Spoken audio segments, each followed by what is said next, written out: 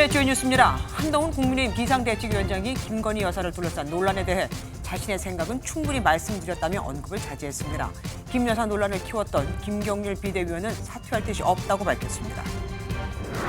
더불어민주당은 윤석열 대통령과 한동훈 국민의힘 비상대책위원장이 서천 화재 현장에서 만난 것을 두고 재난을 배경으로 정치 쇼를 했다며 비판을 이어갔습니다. 김건희 여사 명품백 논란에 대해서도 수사를 촉구하며 공세 수위를 높였습니다. 북한이 신형 중거리 탄도미사일 도발 열흘 만인 오늘 순항미사일 여러 발을 서해상으로 발사했습니다. 전술핵을 탑재한 상태로 정밀 타격이 가능한 전략 순항미사일 화살 1, 2로 추정됩니다. 마약성 물질에 취해 차를 몰다 20대 여성을 들이받아 숨지게 한 이른바 롤스로이스 뺑소니 사건 가해자에게 징역 20년이 선고됐습니다. 법원은 피해자를 보고 우는 등 끝까지 반성하지 않았다며 중형이 불가피하다고 밝혔습니다.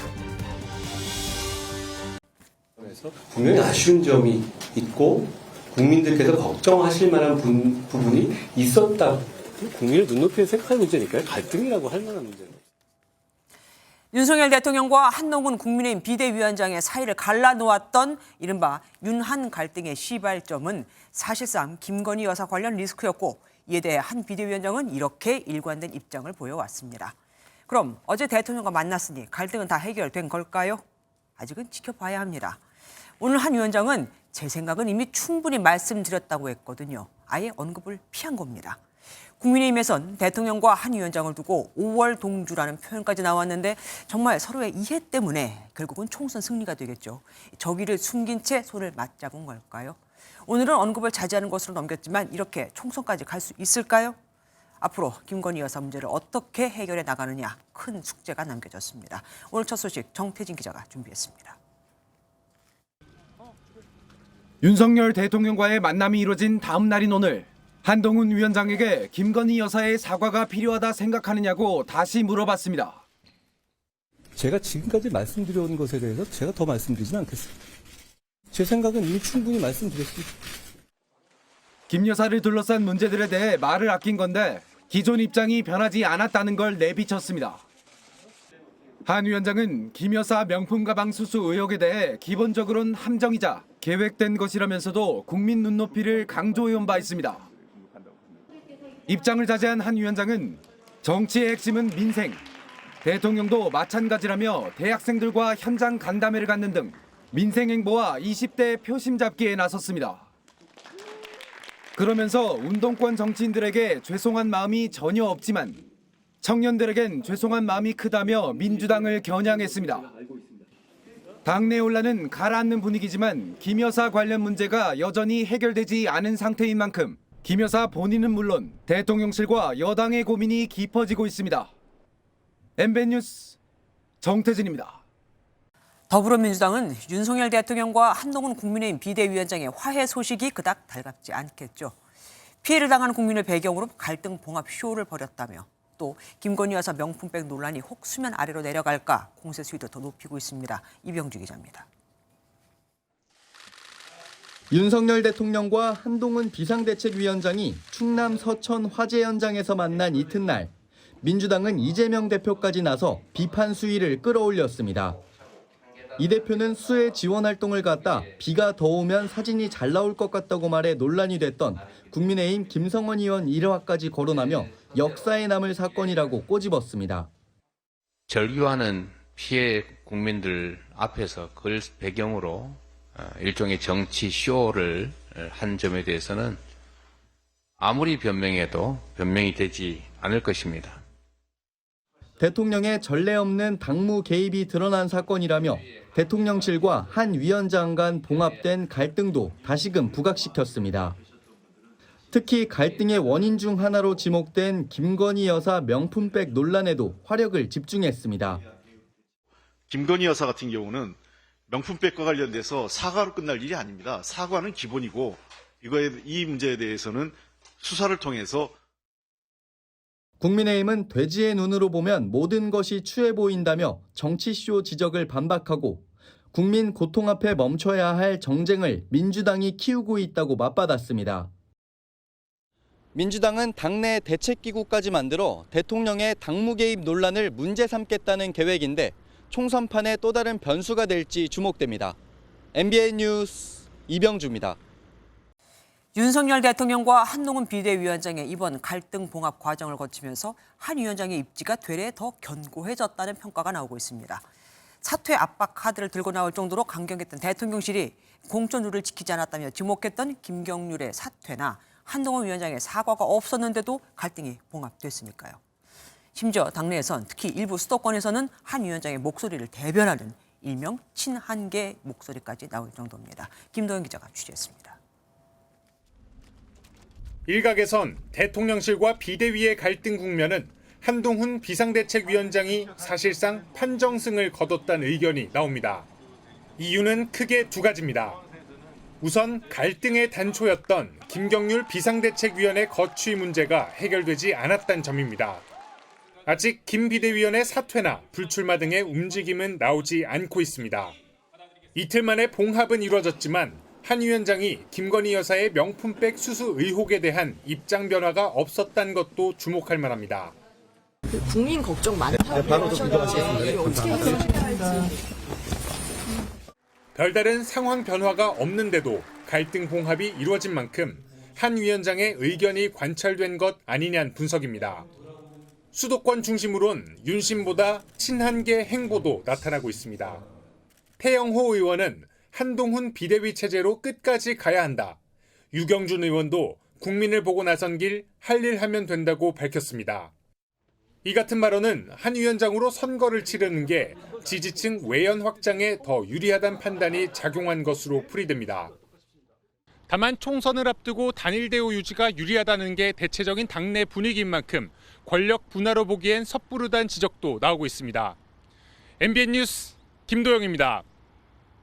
이번 갈등의 출구 전략으로 사천 논란이 불거진 김경률 비대위원의 사퇴 방안이 거론되고 있지만 김 의원은 비대위원직에서 사퇴할 뜻이 없다고, 한동훈 위원장도 그런 일은 없을 거라고 못 박았죠. 공교롭게도 이번 총선에서 김 의원의 출마가 거론된 마포울이 전략 공천이 가능한 지역에 포함되면서 더 관심이 쏠리게 됐습니다. 우선은 마포울에 전략 공천을 할 수 있는 길을 터놓은 겁니다. 민지수 기자가 취재했습니다. 김경률 비대위원은 지난 22일 비대위 회의에서 그동안의 발언을 사과한 뒤 지금까지 침묵을 이어오고 있습니다. 제 거친 언행이 여러모로 불편함을 드린 적이 있었습니다. 좀 더 정제된 모습을 보여드리도록 노력하고. 비대위원직 사퇴를 출구 전략으로 갈등을 봉합해야 한다는 주장이 나오자 김 의원은 MBN 취재진에 사퇴 의사가 없다며 내일 열리는 비대위 회의도 참석하겠다는 뜻을 전했습니다. 한동훈 비대위원장도 김 의원 사퇴 가능성에 거듭 선을 그었습니다. 김경률 비대위원의 사퇴가 출구 전략이 될 수도 있다, 이런 주장에 대해 어떻게 보실까요? 저는 그런 얘기를 들은 바가 없습니다. 국민의힘 공천관리위원회는 3회 연속 패배한 지역에 전략 공천을 할 수 있다는 원칙을 정했습니다. 김경률 비대위원과 원희룡 전 국토부 장관이 출마할 서울 마포울과 인천 계양을 모두가 해당됩니다. 그러나 당내에선 공정성 논란을 잠재우기 위해 김 의원을 경선에 붙여야 한다는 목소리가 나옵니다. 나중에 이제 그분들이 예비 후보 등록되고 등록을 하면 그때 이제 어떻게 할 것인지 아시겠지만 기본이 이제 경선인데. 김경률 비대위원이 정면 돌파의 뜻을 밝히면서 공천 여부가 확정될 때까지 당내 잡음이 계속될 것으로 보입니다. MBN 뉴스 민지숙입니다.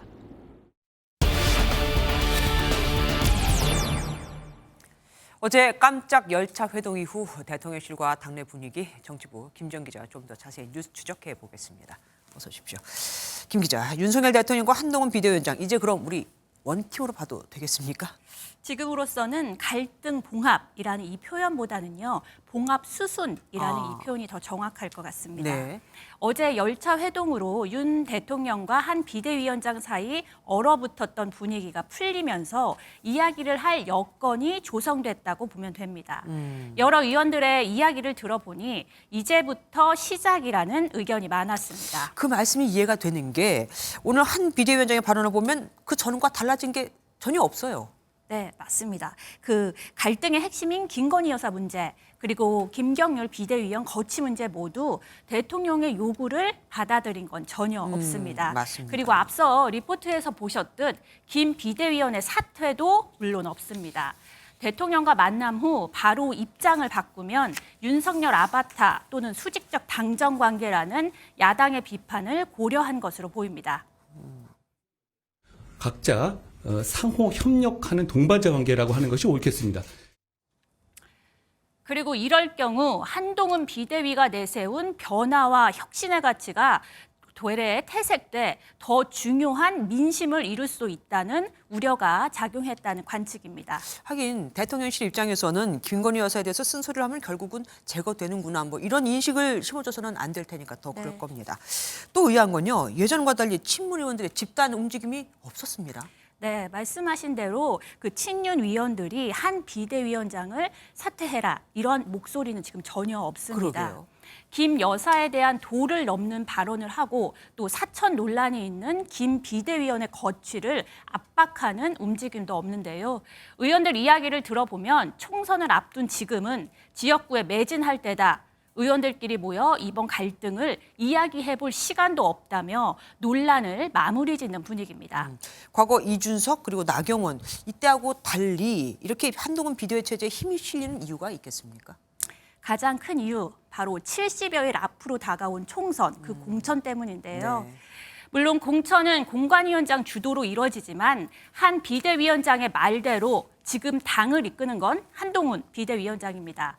현재의 권력인 한 비대위원장에게 반기를 들 이유가 없는 거죠. 네. 이미 올해 초 전국 신년 인사회에서 지지 여론을 확인한 만큼 한 비대위원장의 얼굴로 선거를 치러야 한다는 공감대가 당내에 이미 형성됐다고 합니다. 근데 그렇다고 해도 근본적인 문제를 이렇게 엎어놓고 갈 수는 없지 않겠습니까? 한 비대위원장 측이든 대통령실 측이든 어쨌든 무슨 조치는 내놔야 하는 거 아닙니까? 네, 원래 대통령실은 사과는 없다. 그리고 김경률을 물러나게 해라. 네네. 이런 강경한 입장이었던 것으로 전해지는데요. 그러니까요. 지금 좀 기류가 달라졌습니다. 어. 명품백 논란과 관련해선 방식과 그 내용은 정해지지 않았지만 대국민 메시지를 고심 중이고 김 비대위원 사퇴도 고수하지 않을 것으로 알려졌습니다. 실제로 이렇게 갈등이 봉합되면 우리끼리 말이지만 대통령실이 대부분 양보한 거 아닙니까? 그런데 또 그렇게만은 볼 수 없습니다. 아, 그래요? 왜냐하면 오늘 발언들을 보면 한 비대위원장이 그 김건희 여사 관련 발언은 전혀 하지 않았거든요. 더 나아간 게 없습니다. 네네. 그래서 이 정도 선에서 서로 긴장 관계를 유지하자 이걸로 보이는데 이 역시도 총선 때문입니다. 초선이니 다선이니 또 친윤이니 이걸 막론하고 여당 내에서 공멸의 우려가 가장 크고 이건 정부도 마찬가지입니다. 네. 다만 수도권 공천 밑그림이 나오는 이달 말이나 다음 달 초쯤 갈등이 다시 불거질 수 있다는 그런 우려도 있습니다. 공천 과정에서 한 비대위원장의 리더십을 다시 한번 확인할 수 있겠습니다. 지금까지 김지영 기자와 함께했습니다. 고맙습니다. 더불어민주당 내에선 친문계를 향한 친명계의 움직임이 심상치 않습니다.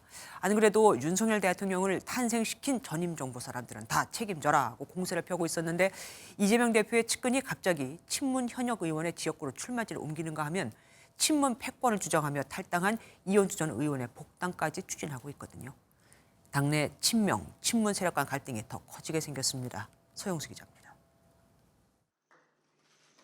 3년 전 한국토지주택공사 LH 투기 의혹을 최초 폭로한 김남근 변호사가 민주당 10호 인재로 영입됐습니다. LH 투기 사태로 당시 문재인 정부가 큰 타격을 입었다는 점에서 묘한 파장을 낳았습니다. 그 당시에 부동산 버블이 심각했고 부동산 투기가 만연돼 있던 상황인데 공직자들까지 이렇게 나서서 부동산 투기를 하는 거에 대해서는 국민들에게 꼭 알려야 된다. 친문 패권주의를 주장하며 탈당한 이현주 전 의원이 이재명 대표의 제안으로 복당을 검토 중이라는 소식을 접한 친문계의 시각도 곱지 않습니다. 문재인 정권의 문제에 대해서 투쟁을 하고 정권이 바뀌길 바랬는데 반문의 상징이었던 데다 만약 이 전 의원이 친문 현역 지역구 출마에 나선다면 당내 갈등이 커질 것이라는 우려가 나오는 겁니다. 실제 이 대표 최측근인 이현희 민주연구원 부원장은 애초 검증 신청까지 냈던 서울 동작을 대신 문재인 정부 시절 장관까지 지낸 도종환 의원 지역구로 옮기기도 했습니다. 이런 가운데 이 대표의 최측근으로 꼽히는 윤용조 전 당대표실 부국장은 다시 한번 윤석열 정부 탄생에 책임이 있는 사람들은 이선 후퇴하라며 친문계를 겨냥했습니다. MBN 뉴스 서영수입니다. 어제 이낙연 전 더불어민주당 대표의 새로운 미래와 민주당을 탈당한 3인방의 미래 대연합 간 통합 논의가 속도를 내고 있다고 전해드렸는데 오늘 이준석 대표의 개혁신당과 양향자 대표의 한국의 희망이 합당을 선언했습니다. 제3지대 첫 번째 통합이 이루어진 겁니다. 이제 이낙연 전 민주당 대표 등과의 빅텐트가 이루어질까가 관심인데 지금으로서는 쉽지 않아 보입니다. 이 전 대표와 이 대표 간 온도차도 여전하거든요. 강용호 기자가 보도합니다. 되어야 하기 때문입니다. 개혁신당이 한국의 희망입니다. 한국의 희망이 개혁신당입니다. 오늘 우리는 이 자리에서 합당을 선언합니다. 제3지대 통합의 첫 물꼬를 튼 건 이준석 대표의 개혁신당과 양향자 대표의 한국의 희망입니다. 서로의 비전과 가치에 동의한다며 개혁신당을 당명으로 하고 한국의 희망을 슬로건으로 내걸기로 했다고 밝혔습니다. 제3지대 다른 세력과의 연대는 불투명합니다.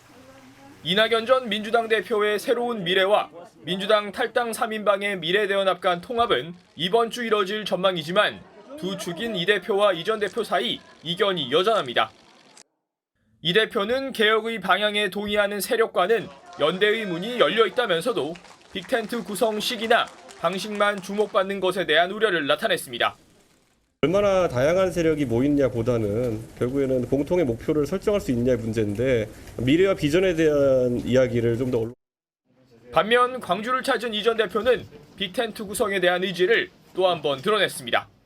새로운 미래는 이른바 그 2개 또는 3개 이렇게 묶어지는 걸 중텐트라고 부르대요. 중텐트를 통해서 빅텐트로 가는 걸 찬성한다. 제3지대 내 첫 통합이 예상보다 빨리 성사된 가운데 이준석 대표와 이낙연 전 대표 사이 온도차 극복이 빅텐트 현실화의 열쇠가 될 전망입니다. MBN 뉴스 강영우입니다.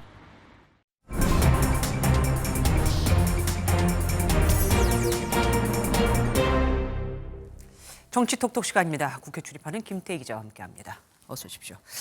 어제 충남 서천 특화시장 화재 현장을 방문했던 윤석열 대통령이 민방위복 대신 사복을 입었다고 문제가 되나 봐요. 왜 그렇습니까? 네, 일단 민방위 기본법에 따르면요, 각종 재난, 재해 상황에서 대원들에게 민방위복 착용을 권고하는 것이기 때문에 법 위반은 아닙니다. 네. 어제 영상을 보시면요, 한동훈 비상대책위원장 등 참석자들이 초록색 민방위복을 착용했는데요. 네. 알고 보니 윤 대통령이 입은 옷은 박근혜 전 대통령 국정농단 사건 특검에서 일하던 시절 입었던 남색 패딩입니다. 당시 윤 대통령은 수사팀장, 한동훈 위원장은 수사팀원이었는데요. 그때처럼 원팀을 강조하려고 한 게 아닌가 싶습니다. 더불어민주당으로 가보겠습니다. 여기는 8년 만에 얼굴을 바꿨다고요? 네, 맞습니다. 더불어민주당이 오늘 선포식을 열고요. 이 새로운 당 로고와 또 상징을 선보였습니다. 네. 2016년 1월 이후 첫 변화인데요. 새로운 로고와 상징은 민주당의 연속성과 시대에 맞는 가치의 변화를 동시에 담았다고 합니다. 우리 민주당이 지켜온 가치 더 확대하고 또 거기에 맞춰서 우리 국민들의 기대 수준에 맞게 새로운 변화를 저희가 추구하겠다는 의지를 담았습니다. 이전 로고와 비교했을 때 기존에 비해 색이 더 진해졌는데요. 이 3색 깃발의 파랑, 보라, 초록은 민주, 미래, 희망을 상징한다고 합니다. 이 색상이 이재명 당대표의 퍼스널 컬러와 같다는 이야기가 나와 화제가 되기도 했습니다. 그런데 이 문재인 전 대통령 지우기라는 말도 사실 나오긴 합니다. 네, 사실 기존 민주당 상징이 문재인 전 대통령의 주도로 만들어졌기 때문입니다. 이재명의 민주당이라는 각인을 위해 개편을 했다는 해석도 나옵니다. 또 총선을 앞두고 야권이 분열된 상황에서 원조 민주당이라는 정체성을 강조하는 행보로도 볼 수 있습니다. 그리고 유영하 변호사가 MBN 유튜브 나는 정치인에 나와서 펑펑 울었다고요. 왜 그렇습니까? 네, 일단 유영하 변호사는 박근혜 전 대통령의 최측근으로 알려져 있죠. 그렇죠. 이 박근혜 전 대통령이 2016년 수감 당시 유영하 변호사에게 건넨 쪽지를 떠올리면서 감정이 격해졌습니다. 해당 장면 같이 보시죠. 제 마지막 문구가 모든 건 당신이 지겠다. 그 전에 이제 2006 테러 이후에 삶은 덤으로 살았기 때문에. 유영하 변호사는 이번 총선 때 대구 달서갑으로 나가겠다고 출마 선언을 하기도 했죠.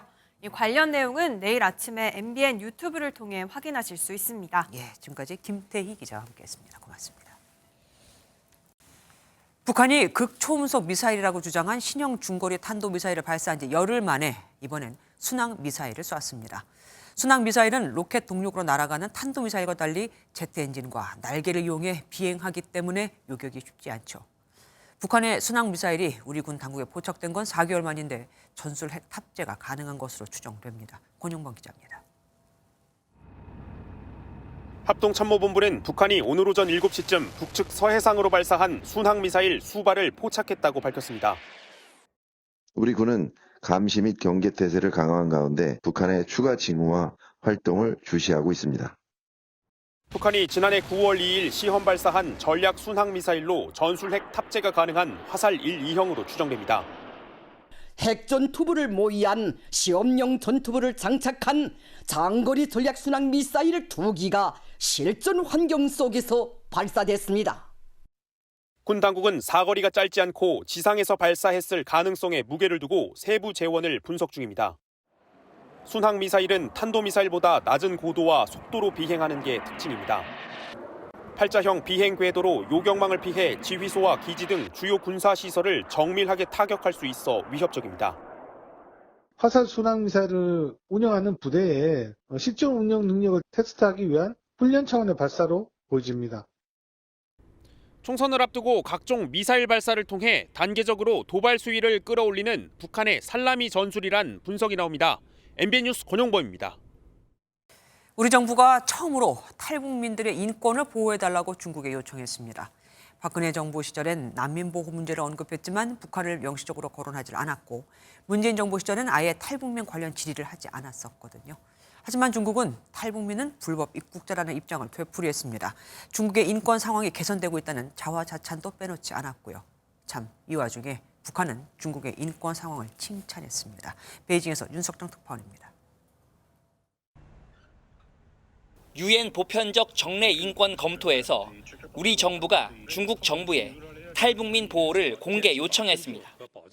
Recommend that China provide adequate protection to its peers of foreign origin, including the Democratic People's Republic of Korea. 중국을 대상으로 한 정례 인권 검토에서 우리 정부가 탈북민 문제를 직접 거론한 건 이번이 처음입니다. 이에 대해 중국 정부는 불법 입국자라는 기존 입장만 반복했습니다. 경제적 이유로 불법 입국한 사람은 난민이 아니며 원칙에 따라 처리하고 있다는 겁니다. 그러면서 전 세계 120여 개 국가가 중국의 인권 사업 진전을 긍정적으로 평가했다고 강조했습니다. 走出了一条顺应时代潮流、适合本国国情的人权发展道路，推动人权事业取得历史性成就。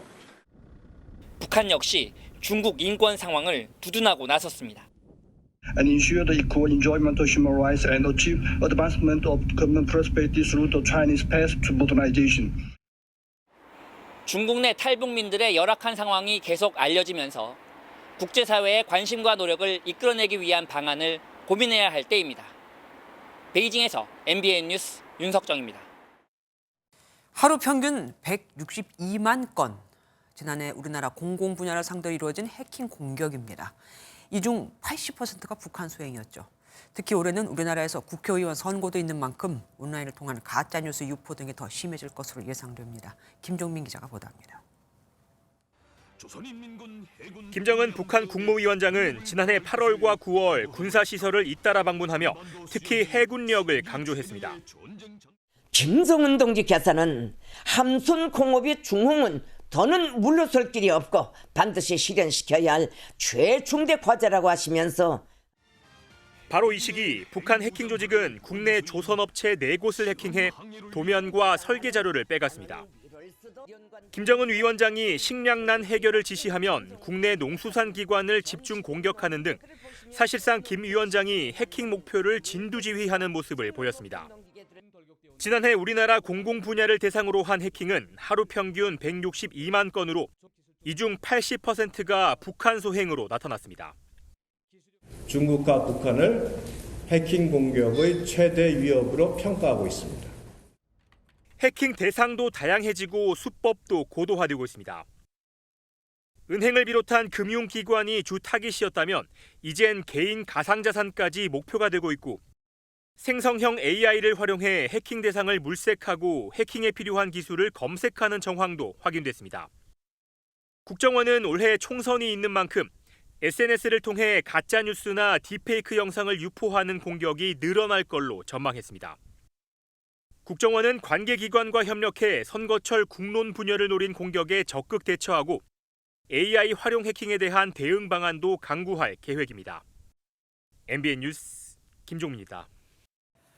박근혜 정부 시절 이른바 문화계 블랙리스트 사건으로 재판에 넘겨진 김기춘 전 청와대 비서실장의 형량이 절반으로 줄었습니다. 블랙리스트로 지정된 단체를 지원금 지급에서 배제한 건 유죄가 맞지만 명단을 넘기고 보고를 받은 건 무죄 취지로 판단을 한 겁니다. 홍주 기자가 보도합니다. 박근혜 정부 시절에 만들어진 이른바 문화계 블랙리스트입니다. 정부의 비판적이라고 분류된 수천 명의 예술가들의 이름이 적혔습니다. 김기춘 전 청와대 비서실장과 조윤선 전 정무수석은 리스트를 만들고 산하기관을 통해 일부 단체들에 대한 지원을 막은 혐의 등으로 지난 2017년 기소됐습니다. 뭐 블랙리스트니 뭐 좌파를 어떻게 해라. 전 그런 얘기 한 일이 없습니다. 예술인들의 지원을 배제하는 그런 명단은 있었던 것으로 판단이 되고 있습니다. 1심과 2심을 거쳐 두 사람에게는 실형이 선고됐습니다. 하지만 대법원은 직권남용이 일부 인정되지만 명단을 넘기고 보고하게 한 것이 의무에 없는 일이라 단정하기는 어렵다며 파기환송을 결정했습니다. 2021년부터 파기환송심이 시작됐고 박영수 전 특검이 사임하는 등 우여곡절 끝에 재판은 3년 만에야 끝났습니다. 재판부는 문서를 전달하고 보고를 받는 건 전에도 있었다는 진술 등을 고려해 의무에 없는 일을 하게 한 것은 아니라고 판단했습니다. 또 김 전 실장과 조 전 수석의 퇴임 후 벌어진 일에 대해서는 형사 책임을 물을 수 없다며 각각 징역 2년과 징역 1년 2개월로 감형을 결정했습니다. 상고해서 다시 판단을 받겠습니다. 함께 재판을 받은 김종덕 전 문화체육관광부 장관도 징역 1년 6개월로 감형됐습니다. MBN 뉴스 홍지호입니다. 잿더미로 번한 충남 서천 특화시장에서는 화재 원인을 밝히는 합동 감식이 진행됐습니다. 전 재산 잃고 망연자실한 상인과 함께 김영현 기자가 시장을 둘러봤습니다. 불이 난 서천 특화시장 바로 옆에 있는 생성 건조장입니다. 당시 불길이 강한 바람을 타고 이 건조장 앞까지 밀려들었지만 가까스로 화마를 피했습니다. 겉으로는 멀쩡해 보이지만 매캐한 냄새가 진동하고 진열된 생선마다 검은재가 묻어납니다. 비닐 다 쳐서 내장 다 빼서 말려놓은 상태예요. 근데 하나도 못 쓰게 생겼어요. 다 버려야 될 것 같아요. 생계도 막막하고 큰일 났어요. 화재 현장에서 불이 붙은 수조 차량을 빼 가까스로 탈출했지만 건진 게 하나도 없습니다. 도매를 내려고 했는데 아무런 손도 못 쓰고 손실이 어마어마합니다. 자식 같은 물고기인데 다 죽었다고 생각해 보세요. 시장이 삶의 터전이었던 상인들은 생계 걱정에 잠을 못 이루고 있습니다. 정부에서 지원을 받는다 해도 금액이 턱없이 모자라 장사에 필요한 물건을 구매할 수도 없습니다.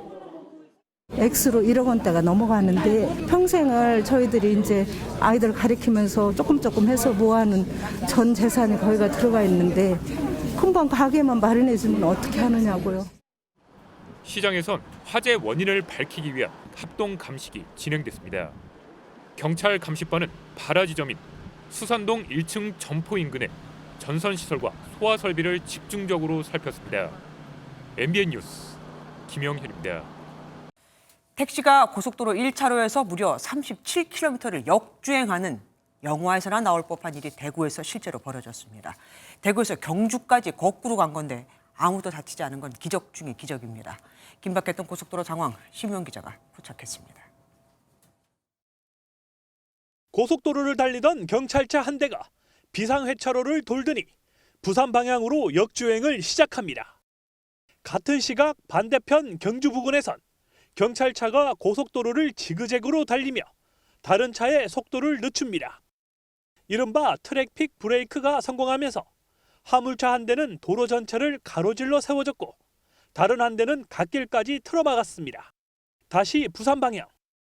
회차로를 넘어 역주행으로 달리던 경찰차 앞에 같은 방향으로 달리는 승용차가 나타납니다.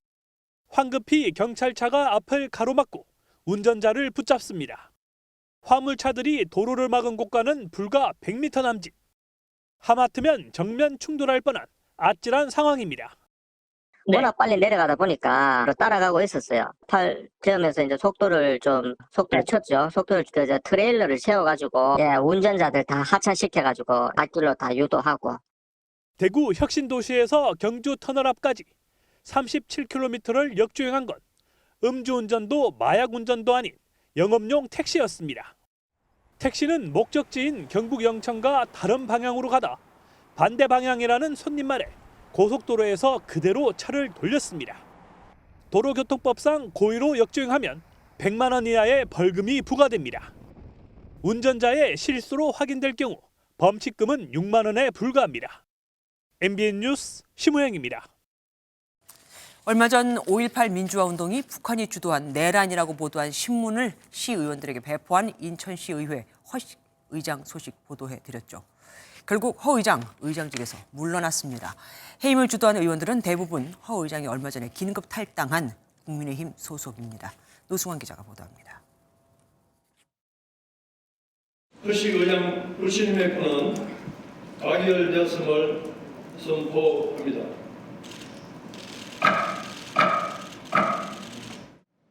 5.18 폄훼 논란을 일으킨 허식 인천시의회 의장의 의장직 불신임 결의안이 통과됐습니다.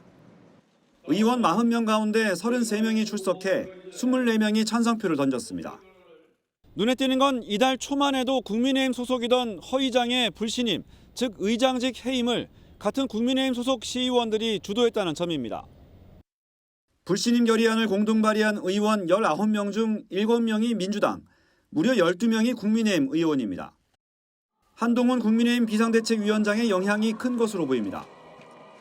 허 의장이 5.18 폄훼 논란을 일으킨 지난 4일은 마침 한동훈 비대위원장이 호남 민심을 잡으러 광주를 방문했던 때와 정확히 겹칩니다. 한 위원장은 민심 행보에 죄를 뿌린 허 의장에 대해 징계를 요구하며 강하게 비판했습니다.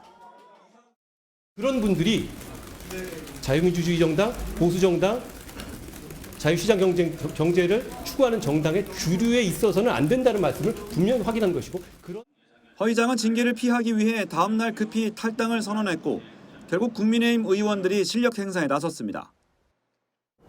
이러한 행위는 300만 인천 시민을 대표하는 시의원이자 의장으로서 지켜야 할 품위유지 조항인 지방자치법 제44조 제2항을 정면으로 위반하여 여전히 잘못이 없다는 허 의장은 해임에 불복해 법적 대응에 나설 것으로 보입니다.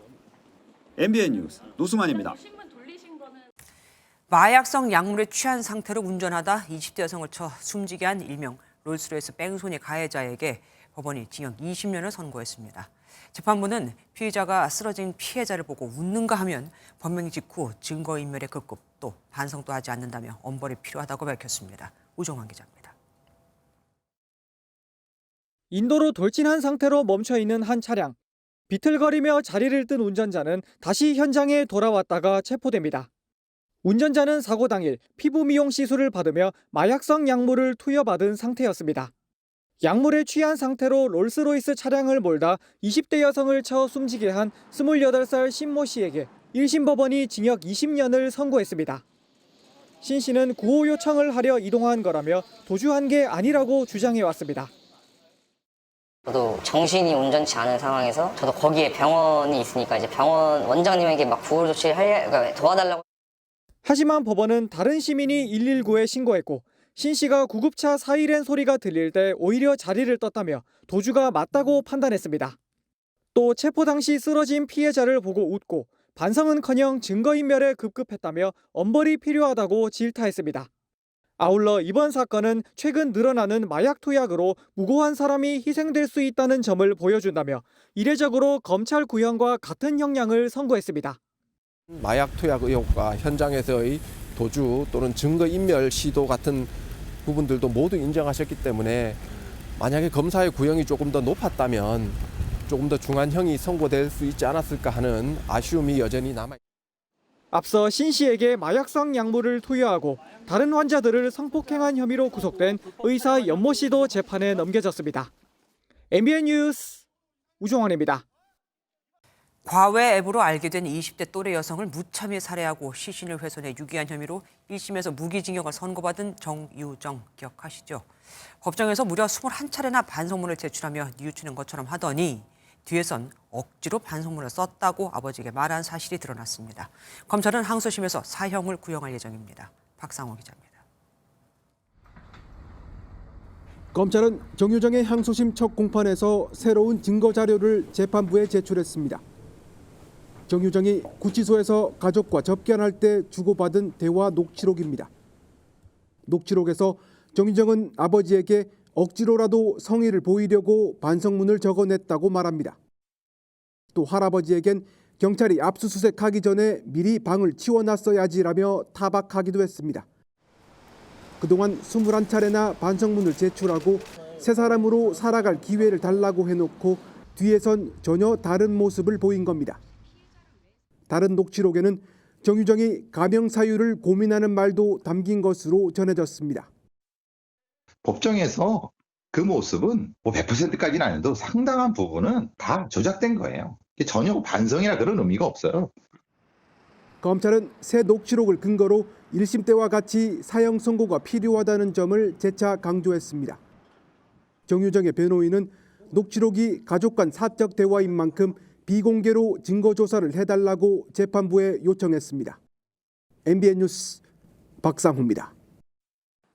사흘간 이어지던 호남 지방의 대설특보가 오늘 겨우 풀렸습니다.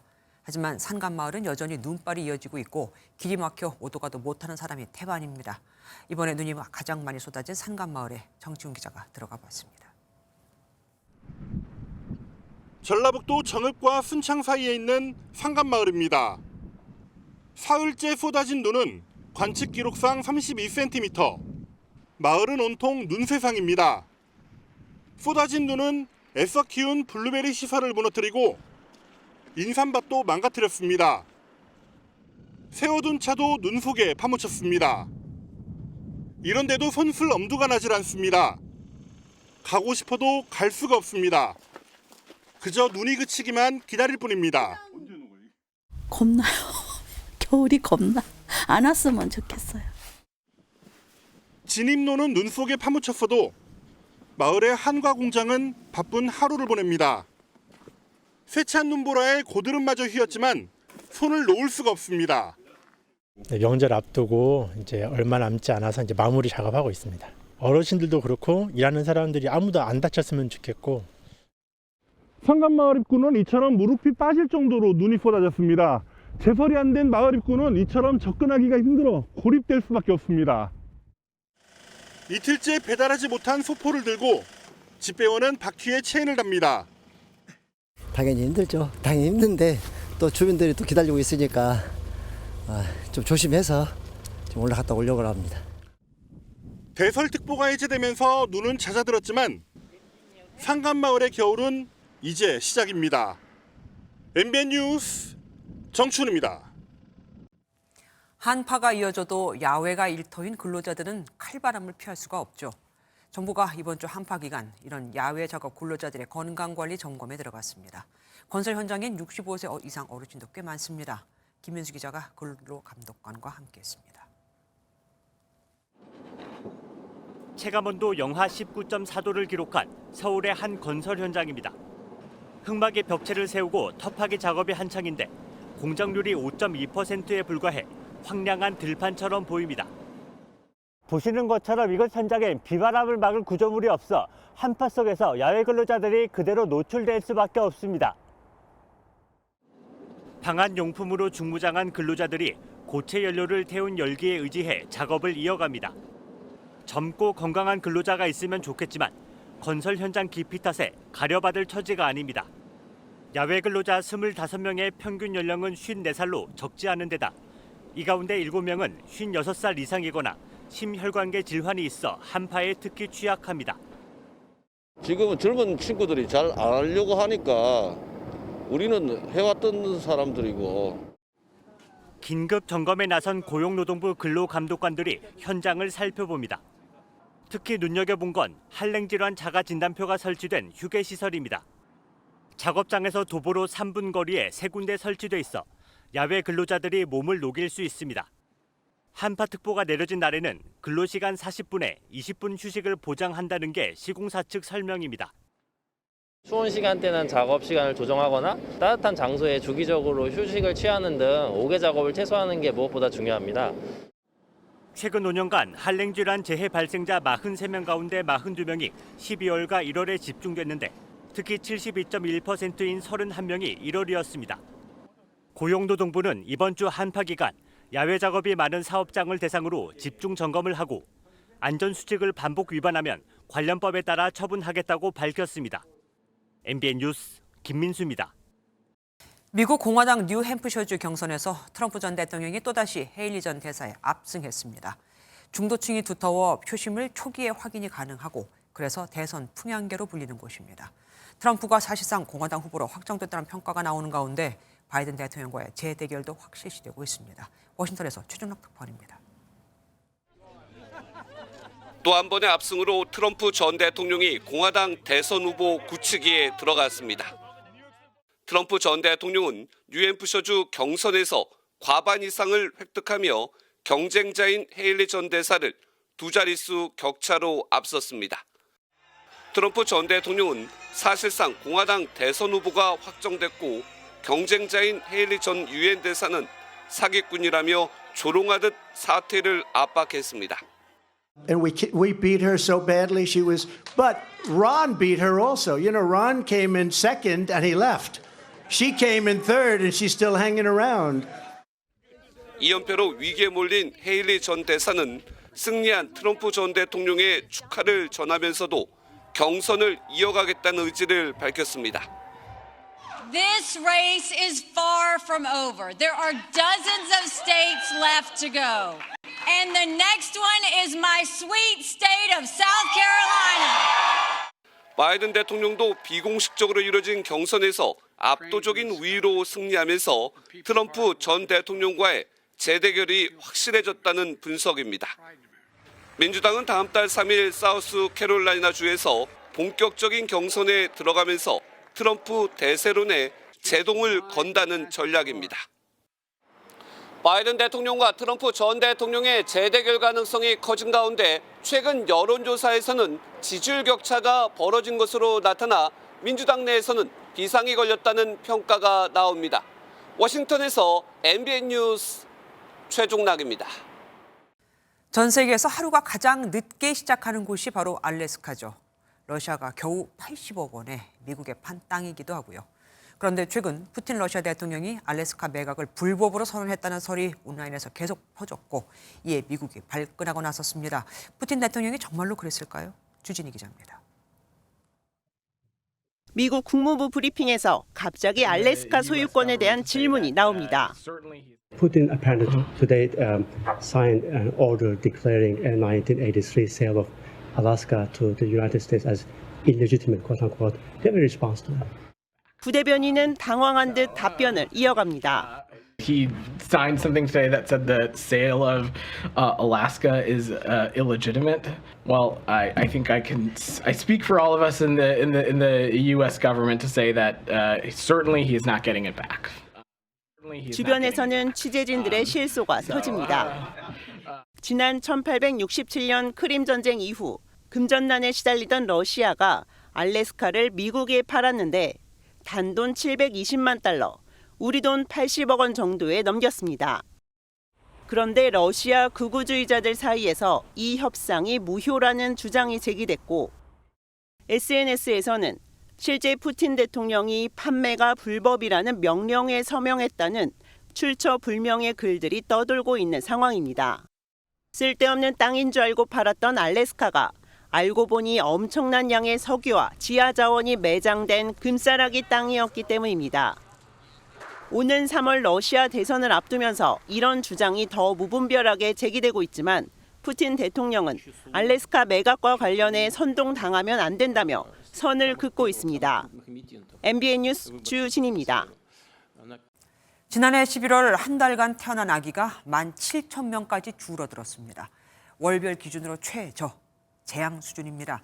정부와 지자체는 물론 정치권에서 집을 준다, 돈을 준다, 다양한 대책을 내놓고 있지만 아직까지는 약발이 전혀 먹히질 않는 겁니다. 이승민 기자가 취재했습니다. 집값이 엄청 많이 뛰었잖아요. 그런 것도 이제 신혼 부부들한테는 굉장한 부담이 될 수 있다고 생각합니다. 주변 친구들과 제 나이 또래 분들이 아이를 낳기를 두려워하는 것 같기도 해요. 통계청 조사 결과 지난해 11월 출생아 수는 17,531명입니다. 1월에는 2만 3천 명이었는데 4월부터는 8개월째 10,000명대를 보이고 있습니다. 누적 출생아 수도 21만 3천 명으로 역시 역대 최저입니다.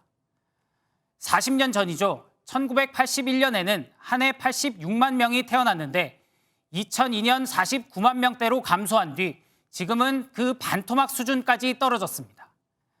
저출산 문제가 심각해지자 파격적인 대책들이 잇따라 나오고 있습니다.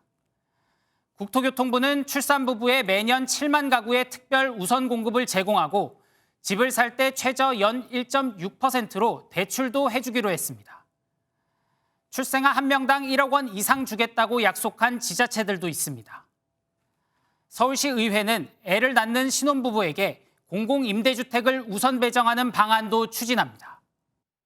이제부터라도 상식 파괴 수준의 파격 지원으로 아이를 낳고 키우는 일을 생애 부담에서 생애 최대 기회로 반전시켜야 합니다.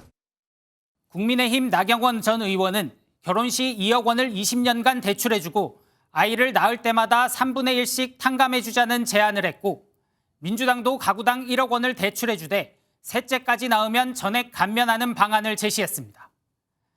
하지만 이런 약속들이 모두 실현될지 불확실한 데다 대책들이 재앙 수준의 저출산율을 끌어올릴 수 있을지도 미지수입니다. MBN 뉴스 이승민입니다. 소비자들이 바라보는 앞으로 1년 동안의 물가 전망, 그러니까 기대 인플레이션율이 1년 10개월 만에 가장 낮아졌습니다. 석유류 가격 하락, 상반기 공공요금 동결 기조 등이 반영된 것으로 이번 달엔 3%까지 낮아졌는데 그런데 기대와는 달리 서울 차례상 차리는 비용은 여전히 고공행진입니다. 역대 최고 수준이라고 하거든요. 이혁근 기자가 직접 제수용품 장을 보면서 상인과 시민들의 목소리를 들어봤습니다. 세종시에 있는 한 전통시장입니다. 장날이라 식료품 사러 오신 분들이 많은데요. 저도 제수용품 중심으로 장을 봐보겠습니다. 차례상에 올라가는 삼색나물과 닭 한 마리, 전과 떡국에 넣을 고기를 담았습니다. 문제는 과일. 사과와 배를 담으니 장바구니뿐 아니라 마음도 무거워집니다. 5개면은 25,000원. 어우 비싸다. 여기 사과 작년보다 좀 많이 뛰었죠? 뛰었어요. 뛰고 뭐 꽃필 때 냉해 입어가지고 꽃이 떨어지면 사과가 안 달리잖아.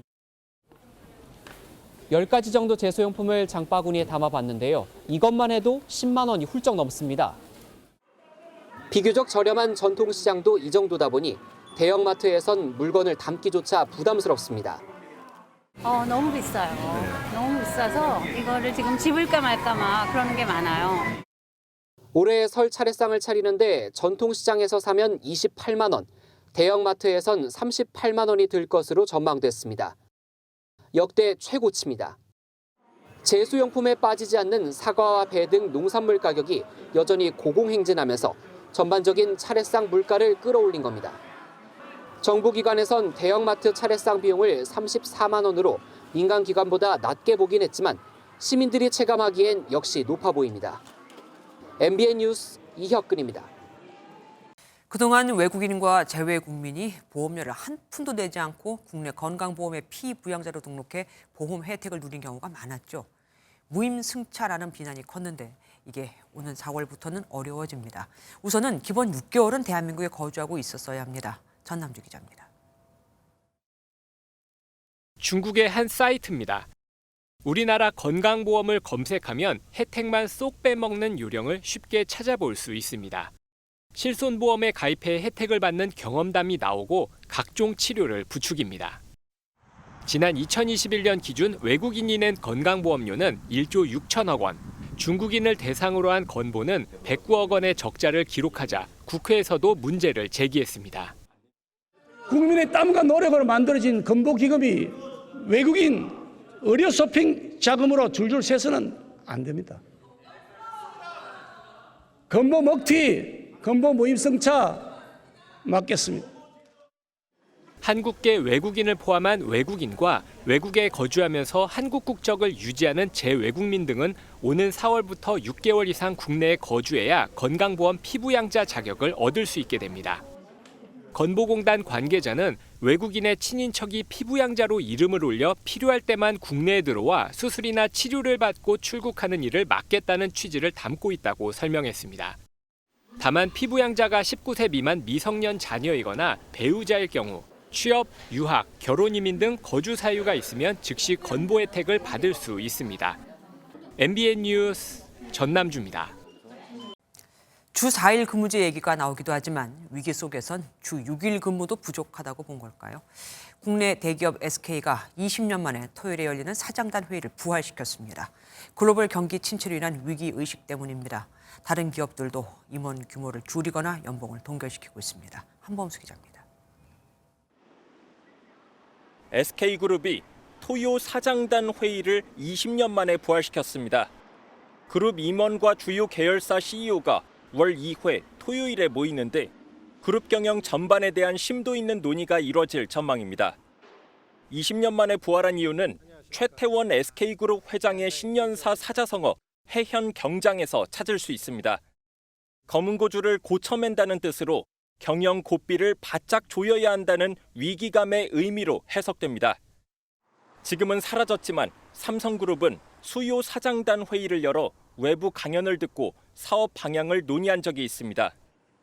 SK뿐 아니라 국내 주요 대기업들은 형식만 다를 뿐 사업 전략 점검을 위한 사장단 회의를 잇따라 개최하고 있습니다. 삼성과 롯데는 최근 그룹 총수가 주재하는 사장단 회의를 열어 비상 경영에 대한 논의를 진행했습니다. 다른 나라에 비해서 경기가 지금 가라앉는 상황이기 때문에 그들이 가지고 있는 위기의식은 더욱 증폭될 수밖에 없는 거죠. 그런 점에서 비상경영회 이런 걸 하고 있다고. 대기업들의 비상경영 의지는 인사와 급여 등에서도 드러나고 있습니다. LG는 신규 임원 규모를 13% 정도 줄였고 삼성전자는 사장 승진자를 2명으로 제한했는데 현대차그룹에선 지난해 임원들의 대대적인 세대 교체가 이뤄졌습니다. 또 실적이 좋지 않은 삼성전자 반도체 부문 임원들은 경영 상황을 고려해 올해 연봉을 동결하기로 했습니다. 글로벌 경기 침체로 경영 환경이 불투명해진 상황에서 기업들은 연초부터 타개책 마련에 힘을 쏟는 모습입니다. MBN 뉴스 한범수입니다. 유통의 강자 신세계와 롯데는 그동안 매장의 위치와 크기, 가격 등등에서 밀리지 않기 위해서 서로 기싸움을 벌여왔습니다. 이번에는 유동인구와 젊은 층이 많은 수원에서 맞대결을 벌입니다. 롯데몰과 불과 3km 떨어진 곳에 신세계가 역대급 규모의 스타필드 매장을 열었습니다. 정설민 기자입니다.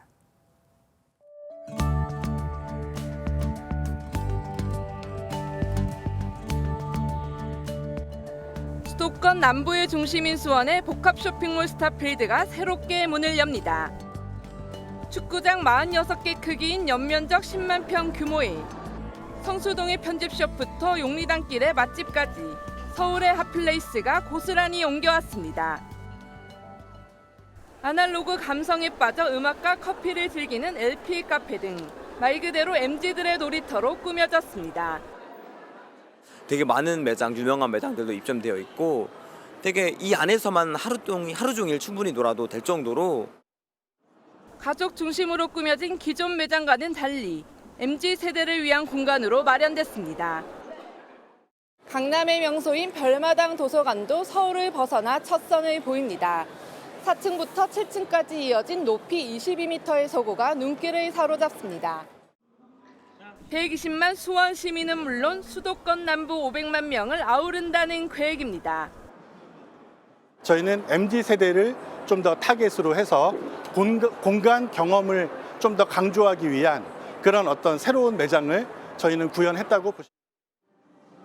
수원 최대의 쇼핑몰 자리를 내준 롯데와의 자존심 싸움도 불가피해졌습니다.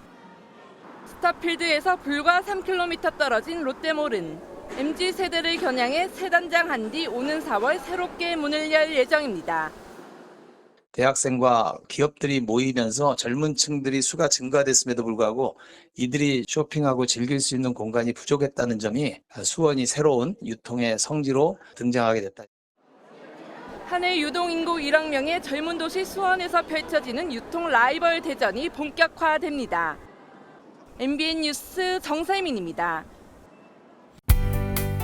오늘로 나흘째 전국의 강추위가 이어지고 있습니다. 한파특보는 날로 확대되고 있는데요. 특히나 한파경보가 발효 중인 중부 내륙과 경북 내륙은 내일 아침에도 영하 15도 안팎까지 떨어지겠습니다. 이번 한파 언제쯤 끝날지 궁금하실 텐데요. 다행히 내일 낮부터는 오늘보다 4도가량 올라 기온이 영상권으로 올라서겠고 모레인 금요일부터는 이번 추위가 본격적으로 누그러들겠습니다. 내일 울릉도와 독도, 제주와 호남 서해안으로는 눈이나 비가 내리겠고요. 그 밖의 하늘은 맑겠습니다. 자세한 지역별 내일 기온입니다. 중부지방 아침 기온은 서울이 영하 10도, 춘천이 영하 14도 예상되고요. 낮 기온은 0도 안팎까지 오르겠습니다. 남부지방은 영하 5도 안팎으로 출발해서 낮 기온은 부산이 6도까지 올라 전국적으로 오늘보다 2에서 4도가량 높겠습니다. 이번 주말 전국이 맑은 가운데 심한 추위도 없겠습니다. 내셨습니다. 안녕하세요. 김주하입니다. 공정하고 신속한 MBN 뉴스, 유튜브를 통해서도 만나보실 수 있습니다. 특히 더 많은 뉴스와 라이브를 보고 싶으시다면 오른쪽을 눌러서 구독하시면 됩니다. 어렵지 않죠? 빠르고 정확한 뉴스로 계속 찾아뵙겠습니다. MBN 뉴스를 시청해주신 여러분 고맙습니다.